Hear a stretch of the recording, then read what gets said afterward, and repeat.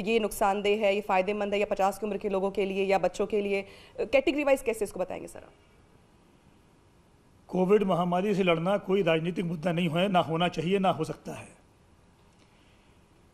इसकी जो वैक्सीन आई है ये बहुत ही विस्तृत परीक्षण करने के बाद, जो इसमें ICMR की गाइडलाइंस हैं, स्वास्थ्य मंत्रालय भारत सरकार की गाइडलाइंस हैं, उसको पूरा करते हुए इसकी अनुमति भारत सरकार द्वारा दी गई है।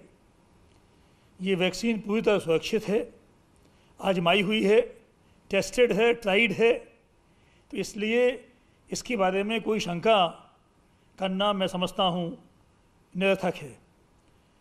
लेकिन ये भी मैं कहना चाहूँगा कि दवा कोई भी हो, कई बार बड़ी छोटी से छोटी दवा भी कुछ लोगों को हो सकता है कि उसके छोटे मोटे रिएक्शंस हों।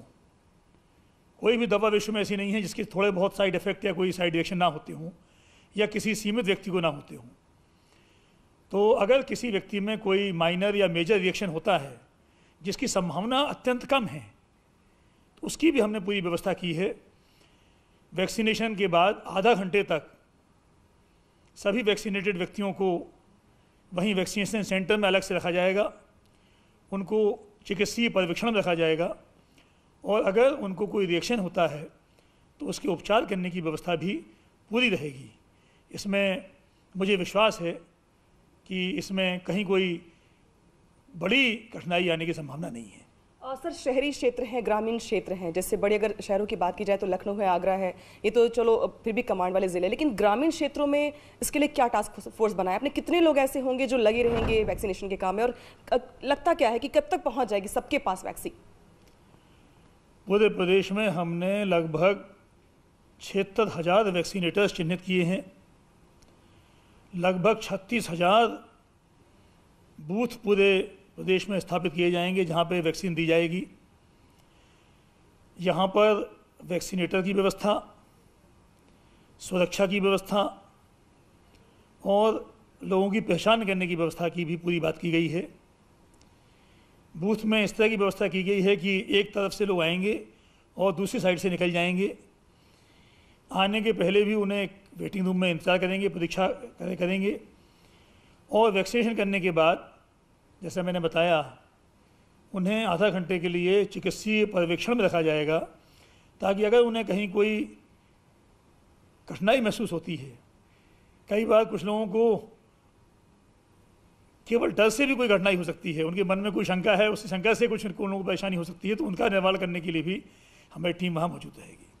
सर, इम्पॉर्टेंट ये भी है कि जो प्रेग्नेंट लेडीज़ हैं और चाहे छोटे बच्चे हों चाहे बुजुर्ग हों, उनके जहन में तो जो सवाल वो हैं ही, लेकिन अधिकारियों के जहन में कितने सवाल हैं? क्योंकि ये भी सवाल खड़े हो रहे थे कि भाई टेस्टेड है क्या, और कुछ लोगों ने तो ये भी कह दिया कि भाई अधिकारी पहले लगवाएं, मंत्री पहले लगवाएं, पहले टेस्ट कर लें अपने ऊपर।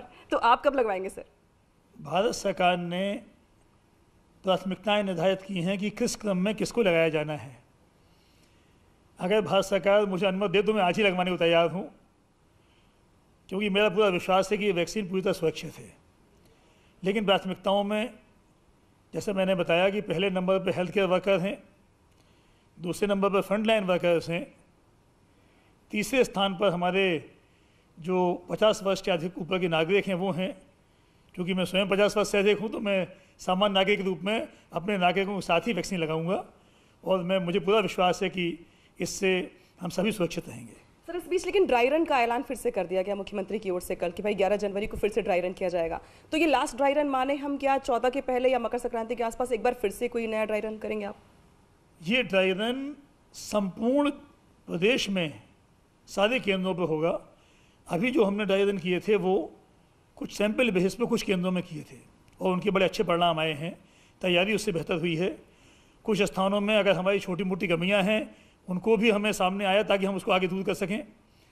11 तारीख को जो ड्राई रन होगा ये बहुत ही व्यापक पूरे प्रदेश स्तर पर होना है, और ये हमारे एक फाइनल वैक्सीनेशन कार्यक्रम को करने के लिए, सफलतापूर्वक करने के लिए एक इसका रिहर्सल है, और ये रिहर्सल करने के बाद हम पूरी तरह आश्वस्त हो जाएंगे कि इसको हम पूरी कामयाबी से पूरे प्रदेश में लागू कर पाएंगे।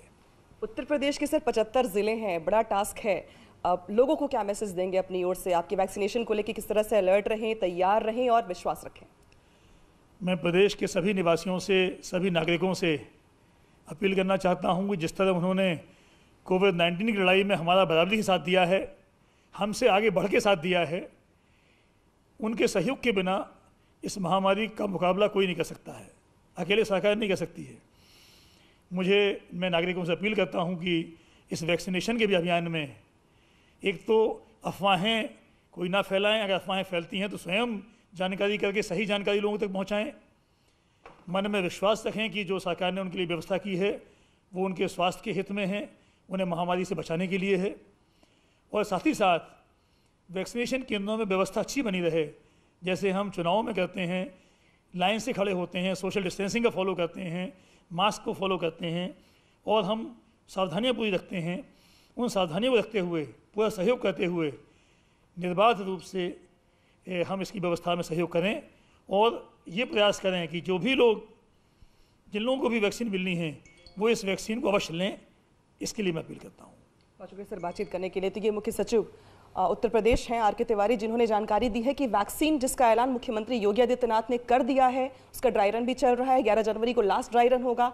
ये वैक्सीन कैसे लोगों तक पहुंचेगी, आपको बिल्कुल इसके पैसे नहीं देने हैं, लाइन लगा करके बहुत इत्मीनान और विश्वास के साथ इस वैक्सीन को लेना है, ताकि आप इस कोरोना जैसी महामारी से बचे रहें, सुरक्षित रखें खुद को। और इस कोरोना से जिस तरह से मुकाबला किया है पूरे उत्तर प्रदेश ने, उम्मीद इस बात की है कि वैक्सीनेशन के बाद सभी सुरक्षित होंगे, सेफ होंगे।